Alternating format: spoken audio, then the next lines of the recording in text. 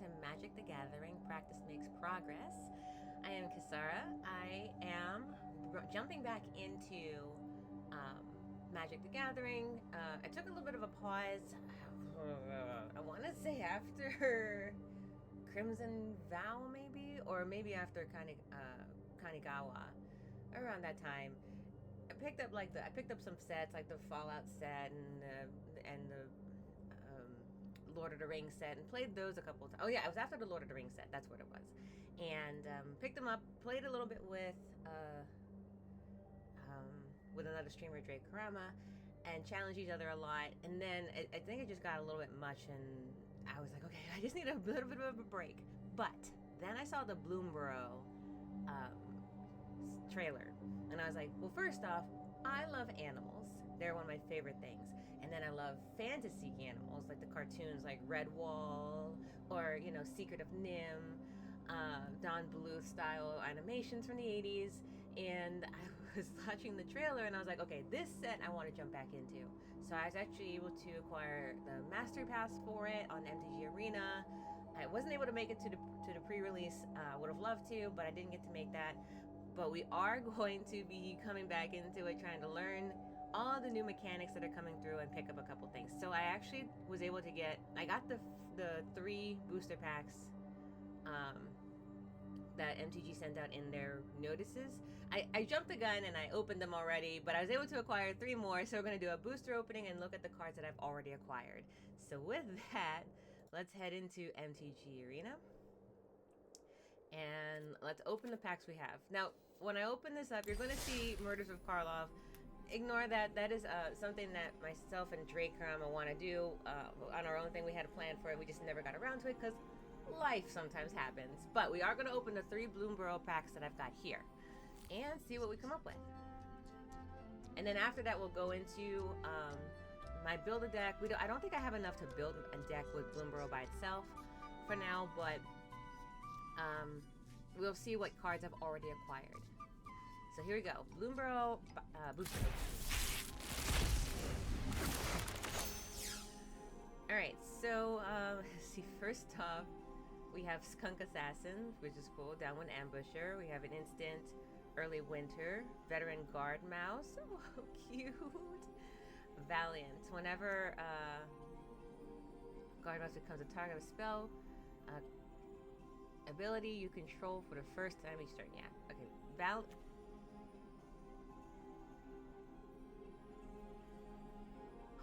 So it's Valiant means whenever this becomes a target of a spell or ability you control for the first time, it gets this plus first strike. Now that's just for this card, but I need to make sure that I read them because I was also playing the Hearthstone Battlegrounds, and what I realize is it takes me a long time to read them and really gain understanding. That I'm pretty quick at reading and analyzing and comprehending, but it still takes time. And if you've played Battlegrounds and Hearthstone, you don't really get a lot of that. So reading is a bad idea. So the more I get to kind of just out loud understand what I'm looking at, the better it is. That's pretty. Intrepid Rabbit is so cute. Offspring. Okay, so that it's a mechanic I don't recognize right off the bat, so I'm gonna read it. You may pay 1 additional mana cost as you cast a spell. If you do, when this creature enters, it gets a 1/1 copy of it. So Offspring, if I pay it, I get that. When this creature enters, target creature you control gets +1/1 till end of turn. Got it. Okay. So Offspring is pay the extra, get another creature. Okay, so this, for my rare, I get Mockingbird. A bird bard. I feel that. You may have Mockingbird enter as a copy of any creature on the battlefield with a mana value less than or equal to the amount of mana spent to cast Mockingbird. Except it's a bird in addition to its other types and has flying. Huh. So it can be any creature that's equal or value to whatever I mana pull for it. Okay. All right. Interesting. I think I understand that one.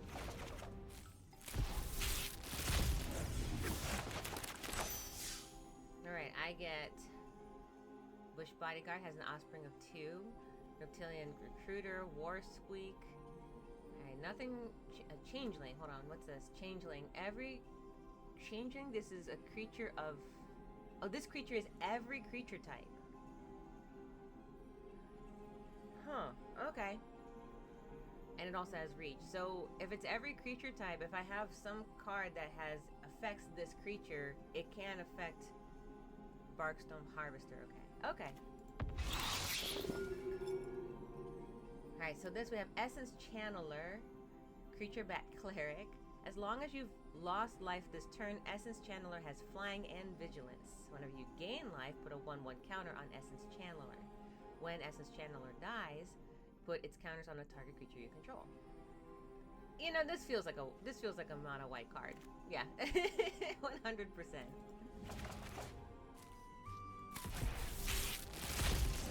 I'm not good with playing mono white, so I should probably try playing them at some point. I'm primarily a mono red, followed closely by green, then tied blue black, and then white.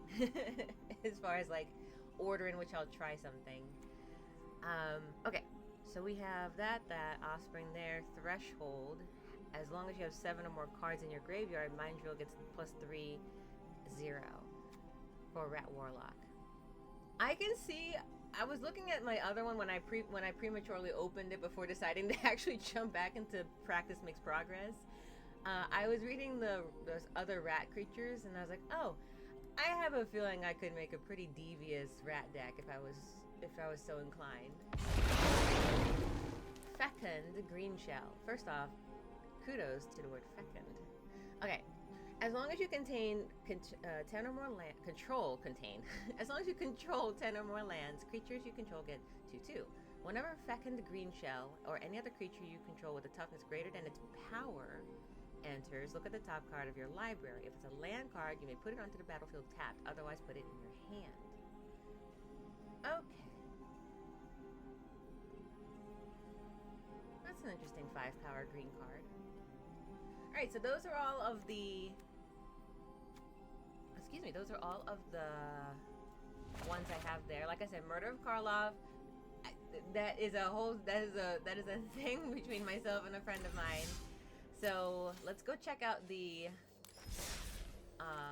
cards I've already acquired specifically for this set. So format legal, Bloomburrow. Okay, so for Bloomburrow set, I have picked up let's see, Junkblade Bruiser already. Right, we saw that. This one was my favorite to look at. I just love staring at this art. I don't know, it's so great. When I saw this, I was like, maybe I should try white specifically to have this card in here. Though gift a card is a new thing that I was trying to understand. So gift a card means you may promise an opponent a gift as you cast a spell. If you do, they draw a card before its other effects. So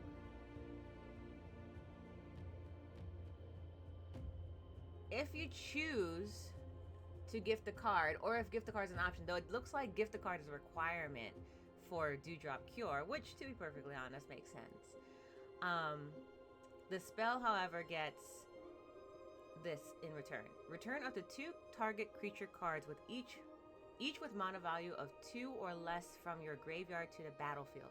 If the gift was promised, which it looks like it has to be for this card, instead, return up to 3 target creature cards with a mana value of 2 or less from your graveyard to the battlefield. So when I first got this card, I was like, why would I want to gift my opponent a card? Like, that seems counterintuitive to me. And then I was like, but I'm gifting them a card in return for some. So it's like a tit for tat. I get a greater tat for the gifted card that they got. Here, gift a tapped fish, for example. You may promise an opponent a gift if you cast a spell they do to create a tapped fish token before its other effects. So they get a tapped fish, and then I get exile a non-token creature. If the gift wasn't promised, return that creature to the battlefield under its owner's control with a 1/1 counter on it at the beginning of the next step. So this one was where I got really confused, because this kind of makes sense. I give a gift in return for something greater.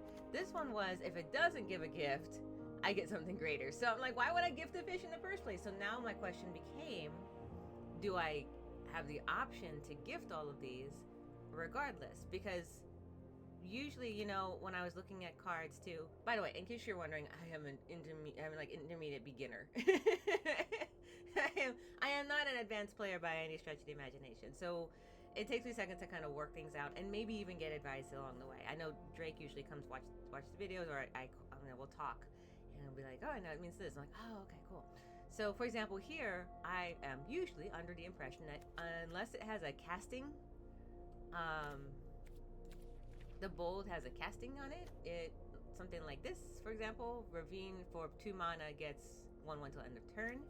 Then you just have to do it, right? This automatically gets flying because it's bold on the top, right? Or this automatically gets flash because it's bold on the top.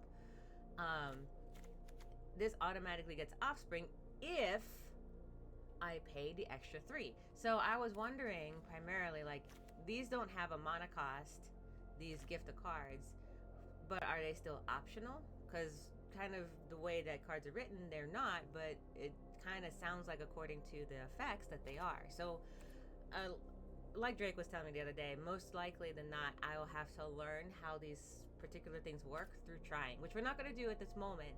But trial and error and getting used to the cards at the beginning of the set, which we're going to really try to do for practice makes progress, rather than in the middle of the sets, like I sometimes jump into sets.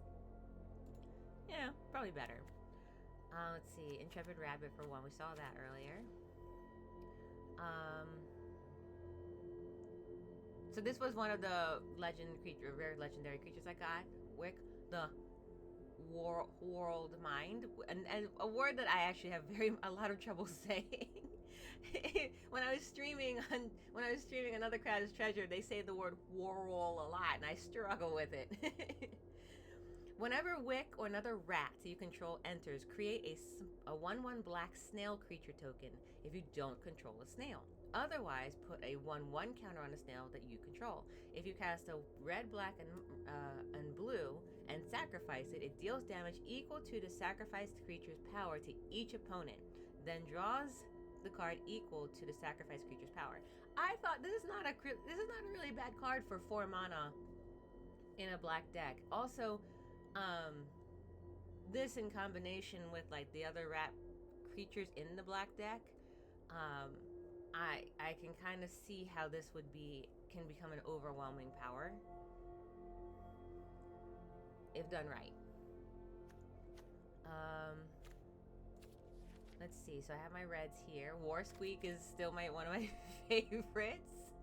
Let's see.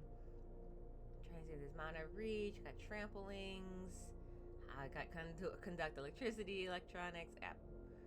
And by the way, the green cards the art feels very appropriate for it.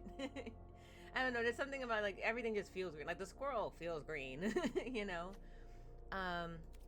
Let's see, for that one, I got the sorcery for the common good. Create X tokens that are copies of a target token you control. Then the tokens you control gain indestructible until your next turn. You gave life for each token you control. So if I had a green-black deck, I could actually do some pretty interesting damage with the way that they have summonings in their creatures. Let's see. I got Alania, Divergent Storm, the Otter Wizard. Whenever you cast a spell, if it's the first instant spell, the first sorcery spell, or the first otter spell other than Alania you cast this turn, you may have target opponent draw a card. Okay, you may have target opponent draw a card. If you do, copy that spell. You may choose new targets for that copy. So, like I said, sometimes like reading English takes a moment, and that's why I want to read them now before I get into it. So if it's after this one, once you cast your first spell, you can target opponent, draw a card, and then copy it. Not bad. I don't like playing 5 too often, but if it's a strong enough card I can probably use, then I have 1 or 2 in my deck. And then here I was able to get legendary creature, Burke, Long-Eared of the Law, Rabbit Soldier with Vigilance, a green-white card. When Burke, Long-Eared of Law enters, put a 1/1 counter on each of up to 2 target creatures. Whenever a creature you control with a 1/1 counter on it attacks, double the number of 1/1 counters on it. A pretty decent like green style deck. I would definitely put this in there to make the green white deck, along with my Phineas Ace Archer, Archers Unite. Whenever Phineas Ace Archer attacks, put a 1/1 counter on each other creature you control that's a token or a rabbit. Then if creatures you control have a total power of 10 or greater, draw a card. This one too, also pretty powerful to work in conjunction with these two. I would definitely try to make sure that they work. And for 6 is not a bad card. And this is 2. So in tandem, I can see myself probably in the intermediate or intervening stages of being like, I should probably make a green-white deck and see how that goes, just to see if I can make those two things happen. And then I got Hugs Grizzly Guardian with the Hugs package, I believe it's called. When Grizzly Guardian enters, exile the top X cards of your library. Until the end of your next turn, you may play those cards. You may pay an additional land on each of your turns. Right, was able to get that one too. I think that was pretty much the set. Oh, and then I've got for my next Mother Rare, Lizard Warlock. If lizard, mouse, otter, or raccoon you control would deal damage to a permanent or player, it deals that +1. This card would absolutely be in my deck at least twice. It's pretty much kind of in the same vein as my Thorben deck when I had that, which is any creature that has a power, an attack of 1, deals an additional +1 damage. And I would use it with my Scorched all the time. I had a whole bunch of 1-hitting creatures that would deal 2 damage over time, and it was great. So this would be kind of like that. If I had my Lizard, Otter, Mouse, Raccoon deal +1 damage with it, and this is the card for me. This is where I would base all of my mana red against Valley Flamecaller. All right, and so that would be the deck. That would be the cards that I am at least starting with when it comes to building my own standard deck, which I will eventually do. I just don't have that card yet. I have to join some drafts and get used to getting back into the swing of things. So yeah, we're gonna discard changes. We're not building the deck today, but that is one of those things I do have to do. So thank you very much for checking out this video of 3 Bloomburrow pack openings, as well as like studying the cards that I already have and kind of stream of conscious trying to work it out and understand it and all that kind of stuff. So I look forward to seeing you for the next Magic the Gathering. Practice makes progress. In the meantime, have a wonderful Have a wonderful rest of your week, and I look forward to seeing you again soon. As always, stay safe.